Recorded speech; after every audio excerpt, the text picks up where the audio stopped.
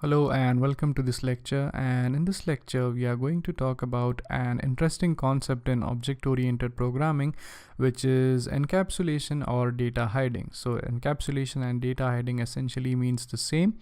So a lot of students have a confusion like why to actually go ahead and use object-oriented programming to basically write in your code. So one of the advantages of using object-oriented programming is that it allows you to have features such as data hiding. And what data hiding means is that you are able to hide in some sensitive data from the external users so that only a certain amount of code is able to access that particular data.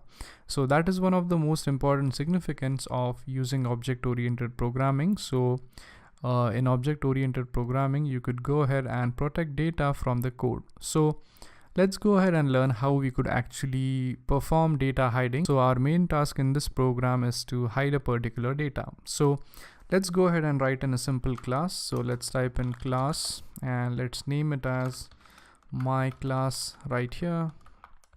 And let's say we want to have a variable in this class which needs to be hidden. So let's type in hidden variable right here, and let's assign it a value as 0.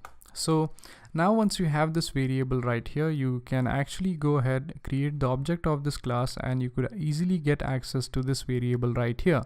But what if you don't want to give access to this particular variable? So whenever you want to make a particular variable hidden, what you simply need to do is that you need to include those dunders, that is nothing but double underscore signs, right before your variable name.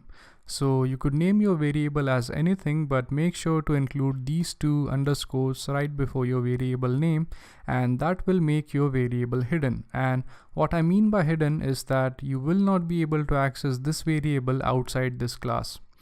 So in this class, let's go ahead and also write in a function to basically add some numbers to this variable right here. So to this, what we do is that we pass an argument as increment, and let's say we want to increment the value of this hidden variable by a certain thing, which is the increment.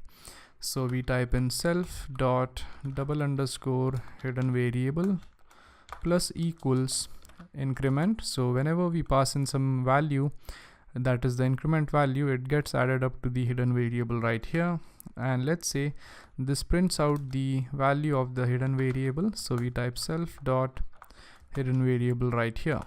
So this was a simple function which we have written here for this class. And now what we are going to do is that we are going to essentially go ahead and create the object of this class and see why we cannot actually get access to this data which is stored in hidden variable.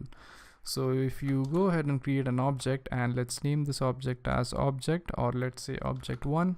So if you go ahead and create object 1 of my class, so this syntax is quite simple. And now let's say we want to access this function right here. So what you could do is that you could type in object 1 dot add, and to this you could pass in some value like 5.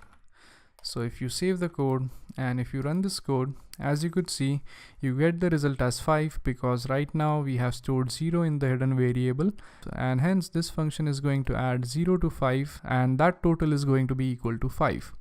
Now what if we actually try to access the hidden variable right here? So in order to access any attribute of a class, what we do is that we type the object name, give a dot operator, and then type in the variable name. So in this case, the variable name is double underscore hidden variable, and let's say that we want to print this out. So let me just type in print, and let me paste this thing right over here.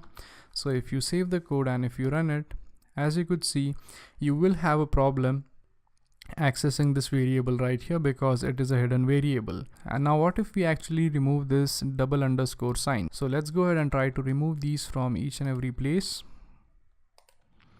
So as you could see, now the signs are removed. And now if you save the code and if you try to run it, as you could see, you are now able to access the value in the hidden variable as well. So whenever you actually want to protect your data, what you simply need to do is that you need to use double underscore signs everywhere you use that particular variable. So once you have these double underscore signs at each and every place, what Python does is that it actually protects the data which is stored in that, so that you actually cannot go ahead and access that variable outside the class. So as you could see, we were actually able to access the variable inside the class, but as soon as you go outside the class, you won't be able to access that particular variable, and that is all about data hiding.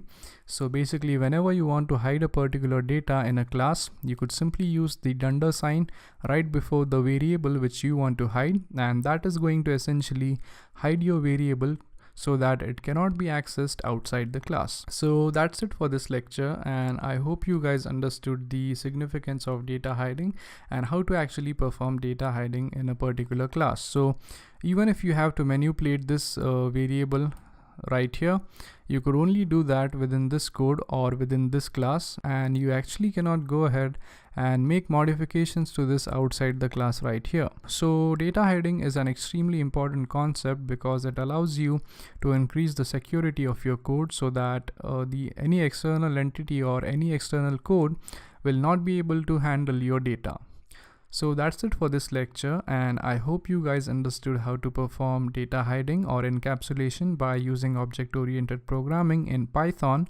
So thank you very much for watching, and I'll see you guys next time. Thank you.